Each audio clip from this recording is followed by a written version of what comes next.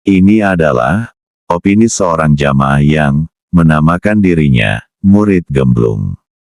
Yang karena kegamangannya, melihat di berbagai media sosial, seperti YouTube, TikTok, Facebook, dan lainnya, yang memuat berita dan konten-konten tentang Satria Piningit. Mari kita simak ungkapan dan pendapat jamaah atau si murid gemblung tersebut. Selamat menonton. Apa torekatnya Satria Piningit? Sebelum kita menjelaskan torekatnya Satria Piningit, kita pahami terlebih dahulu pengertian torekat. Secara etimologi, tarekat berasal dari kata tarikah, yang berarti jalan, keadaan, aliran atau garis pada sesuatu. Sedangkan secara terminologi para pengkaji tarekat mengemukakan beberapa definisi, di antaranya. Menurut Abu Bakar Aceh, tarekat mempunyai arti, jalan atau petunjuk dalam melakukan suatu ibadat sesuai dengan ajaran yang ditentukan dan dicontohkan Nabi, dan dikerjakan oleh sahabat dan tabi'in, turun-temurun, sampai kepada guru-guru, secara berantai.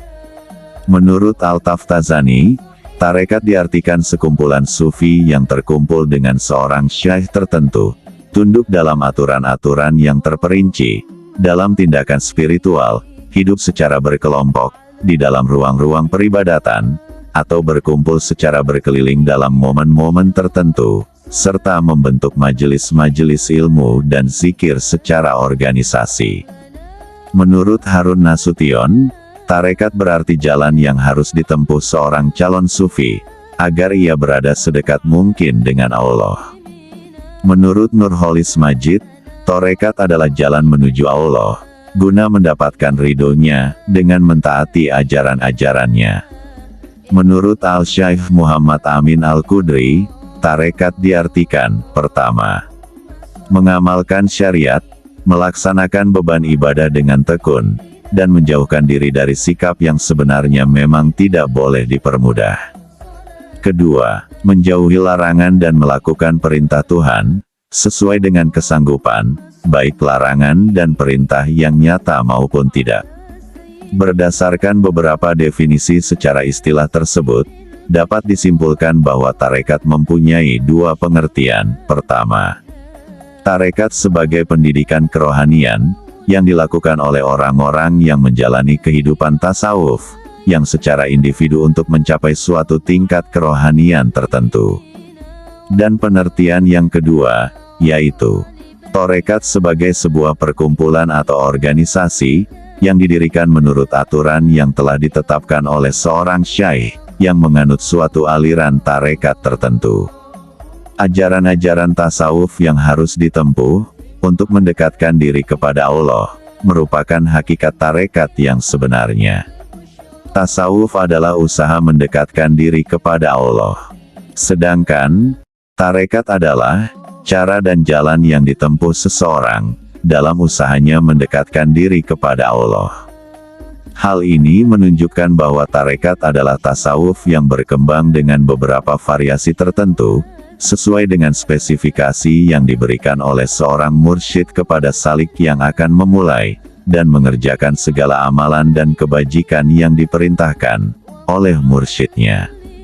Hendaknya, bagi mereka yang menggabung diri kepada tarekat tertentu, mengetahui benar-benar nisbah atau silsilah atau hubungan guru-gurunya, yang sambung menyambung antara satu sama lain, sampai kepada Nabi Muhammad. Dalam tarekat juga terdapat beberapa istilah tertentu. Antara lain, 1. Syariat, yang berarti peraturan atau perjalanan.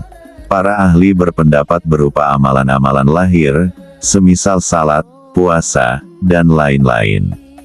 2. Hakikat, yang berarti puncak, atau kesudahan sesuatu, atau asal sesuatu.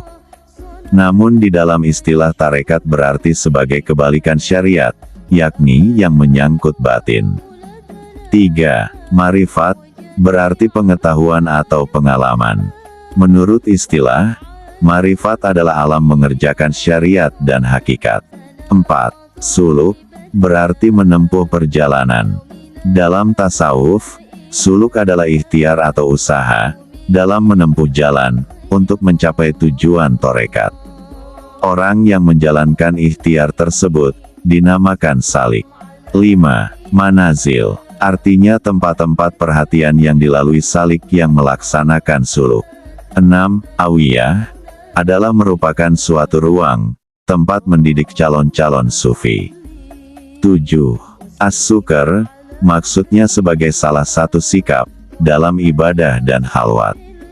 Sehingga orang itu tidak sadar lagi akan dirinya. Atau al-fana, maksudnya ialah lupa segala sesuatu ketika beribadah, kecuali yang disembahnya. 8. Uslah, adalah salah satu praktek suluk, dengan mengasingkan diri dari khalayak ramai yang berbuat maksiat. 9. Halwat, sebagai satu rangkaian dalam suluk, dengan jalan menyendiri, di tempat yang sunyi, atau bertapa. 10. Kasyaf, artinya terbukanya dinding atau hijab, antara hamba dengan Tuhan dalam tarekat. 4. Dinding pembatas antara halik dengan makhluk. 11. Khirkah, semacam ijazah, yang diberikan kepada murid, setelah mencapai suatu tahap dalam pengetahuan. 12. Wali, adalah seseorang yang telah mencapai tingkat kesucian yang tinggi, setelah melalui suluk. Dia mempunyai kelebihan-kelebihan tertentu, sebagai bukti-bukti dari kewaliannya.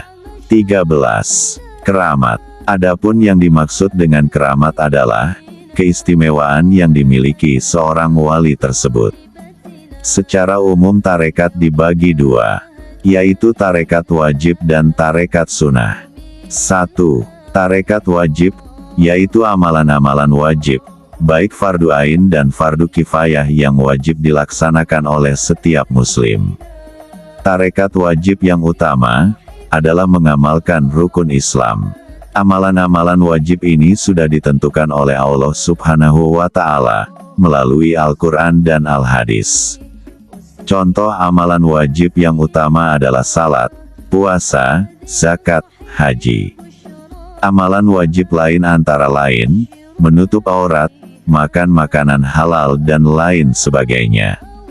2. Tarekat sunnah, yaitu kumpulan amalan-amalan sunnah dan mubah, yang diarahkan sesuai dengan 5 syarat ibadah, untuk membuat pengamalnya menjadi orang bertakwa. Tentu saja, orang yang hendak mengamalkan tarekat sunnah, hendaklah sudah mengamalkan tarekat wajib. Tarekat sunnah ini disusun oleh seorang guru mursyid, untuk diamalkan oleh murid-murid dan pengikutnya. Isi dari tarekat sunnah ini tidak tetap, tergantung keadaan zaman tarekat tersebut, dan juga keadaan sang murid, atau pengikut.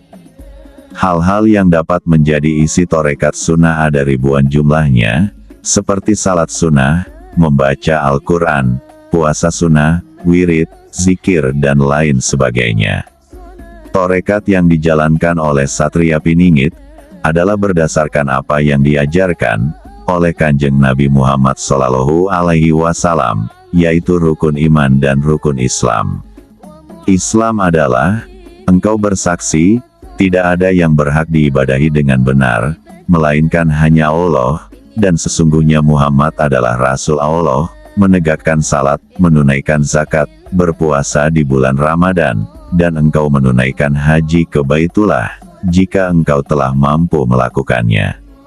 Iman adalah, engkau beriman kepada Allah, malaikatnya, kitab-kitabnya, para rasulnya, hari akhir, dan beriman kepada takdir Allah yang baik dan yang buruk. Mengamalkan dan menjalankan rukun iman dan rukun Islam secara syariat dan hakikat, serta mengenal diri sendiri sesuai hadis Kanjeng Nabi. Man arofa nafsahu, faqad arofa robahu, yang artinya, barang siapa yang mengenal dirinya, sungguh ia telah mengenal Tuhannya. Dari pemaparan di atas, dapat diambil suatu kesimpulan, mengenai tarekatnya Satria Piningit, adalah sebagai berikut. 1. Tarekatnya Satria Piningit adalah tarekat yang mengikuti ajaran Kanjeng Baginda Nabi Muhammad SAW. Inilah sebenar-benarnya yang disebut tarekat Muhammadi, yaitu tarekat yang mengikuti Nabi Muhammad Shallallahu Alaihi Wasallam. 2. Isi tarekat Satria Piningit adalah rukun iman dan rukun Islam, yang dijalankan dan diamalkan oleh Satria Piningit dengan dua cara, yaitu secara syariat dan secara hakikat. Saat ini kebanyakan dari kita umat Islam, hanya paham secara syariat, tapi tidak mengerti, hakikatnya, rukun iman dan rukun Islam. 3. Sebagai sempurnanya tarekat, yang akan berlanjut kepada hakikat dan marifat, maka tentunya harus mengenal diri. Tentunya sang Satria Piningit sudah sangat paham tentang pedoman itu. Man arofa nafsahu, fakot arofa robahu, awaludin marifatullah. Kiranya cukup sekian, pemaparan saya, tentang tarekatnya Satria Piningit. Semoga ada yang bisa diambil manfaatnya, dan sekiranya terdapat kesalahan dan kekurangan, saya mohon dimaafkan, karena memang saya hanya seorang murid, yang tentunya banyak kekurangan dalam ilmu dan pengetahuan. Akhir kata, billahi taufik wal hidayah. Wassalamualaikum warahmatullahi wabarakatuh.